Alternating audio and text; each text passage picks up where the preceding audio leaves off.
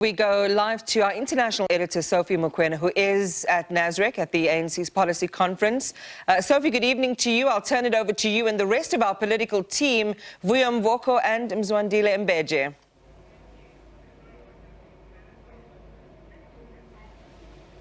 Yes, indeed, Iman, we are coming live from Nasrec, where the oldest liberation organization on the continent is having its policy conference.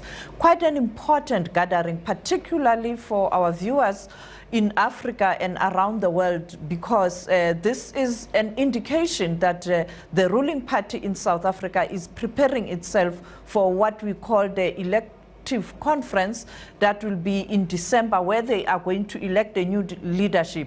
But when they elect this leadership, there must be a blueprint in terms of how the ANC as the governing party in South Africa hope to lead the country. And therefore, a lot of issues here and discussion documents. You look at the organizational design and organizational report, where they really zoom into the state of the organization. You have a peace and security document, where they look at peace and security around the globe and even in South Africa and on the continent. You have what they call international relations documents, where they look at balance of forces internationally. But with me here, I have the political editor at the SABC, Mzwandile Mbeje, to give us a sense of what the message from the president of the ANC, the governing party in South Africa, was all about. Mzwandile, let's talk about the tone of the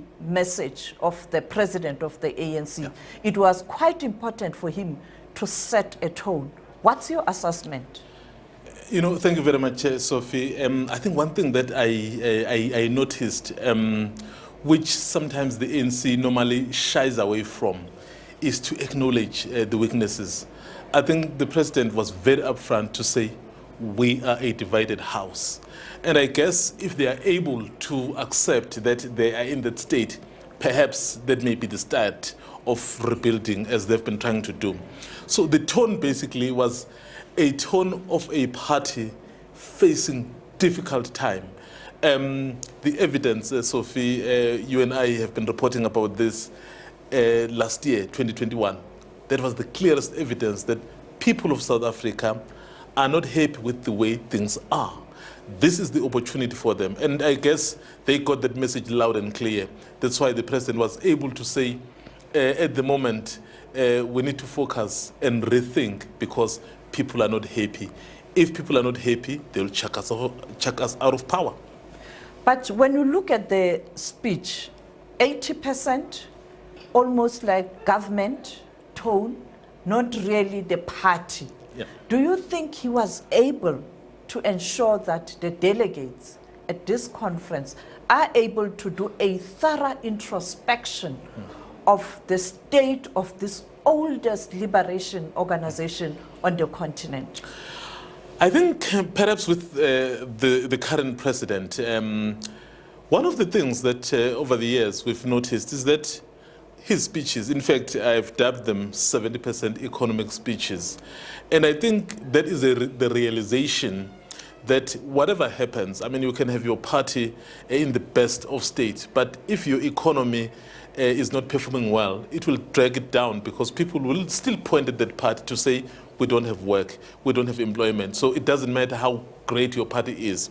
So clearly, his focus on the economy, I guess he was trying to influence the delegates to say, yes, our party is not at the best shape at the moment, but some of the issues that make us to be not in the best shape are the economic issues.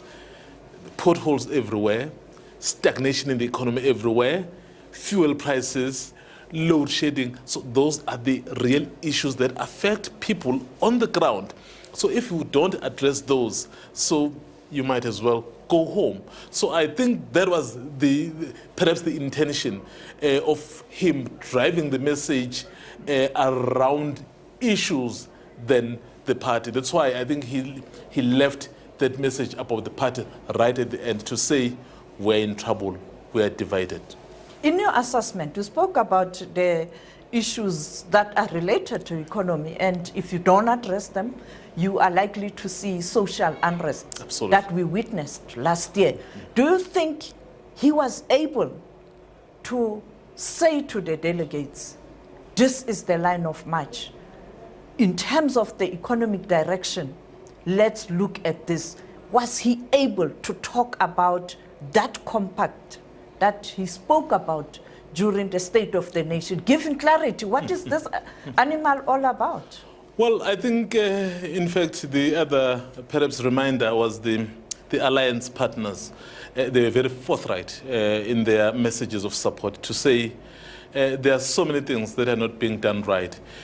I think when you look at what he said versus what he had promised in the State of the Nation address, where he had basically said we'll build a social compact, he, in my view, Sophie, really touched on issues, not necessarily told us where we are. Remember, in Feb, he was in Parliament, he said in 100 days we're going to come up with this social compact. That 100 days has passed. So what is the update? No update. But what instead he did say was that, well, there are these issues that we still need to speak about. In fact, I had the president who basically threw it back to the delegates. He said, because we are the owners of this party, so here are the issues that are facing us. Rise up to the occasion, deal with them. That is why, Sophie, it would be very interesting to hear the conclusion of this conference. Will they rise to the occasion? That is the question. The elephant in the room, he came to this policy conference under heavy criticism, particularly in terms of what transpired in recent days on the issue of Phala Phala. He didn't say anything. Well, you'd remember at the provincial conference in Limpopo, where the issue was still very fresh, where he went there, and of course people showed him love, showed him support, and then he went on and tried to explain what had happened. And many people said, well, so there are legal institutions where you need to give this explanation to, because we are a political setup. There are issues. I mean, we've been reporting on those questions that the public protector has sent. So I suspect why he wouldn't go near those, because he probably felt it would derail or distract the message that he wanted to push. I think as the media, I can tell you now, if he had said something on that one, it probably would be the trending story right now in the latter days language. So he probably avoided it because it's very much, in fact, Sophie, you earlier on were able to catch up with the chair of the Integrity Commission, who basically said they've actually met with him in the last few days about this specific issue. So I think he wouldn't want to raise it here, but I suspect in the discussion, delegates, remember they are free to raise any issue, they'll probably raise it. When we even spoke to Lindiwe Sisulu, an NEC member, she basically said this is a big deal because he is the president of the party. As we are talking about this issue, you had Kgalema Motlanthe, the former deputy president of this party, the former secretary general of this party, the former president of this party, Thabo Mbeki, sitting there in front. When you look at their body language, were they convinced that they are in a direction in terms of ensuring that come Sunday, they speak in one voice? Well, in fact, interestingly, a few days ago, the former president, Thabo Mbeki, made it clear that he was not happy with the state of affairs. In fact, he was even specific to say, the president said in 100 days there will be a social compact. Then he posed the question, where is it? Not only did he say that, he went on to say, if the events of South Africa continue in this fashion, we may have our own version of Arab Spring. That is a very, very dire warning. So clearly, the reason why the president maybe dedicated most of his time to economic-related issues, because at the end of the day, Sophie, this conference must come up with proposals that will deal with the economic difficulties of this country. At the core of our difficulties as a country is the economy.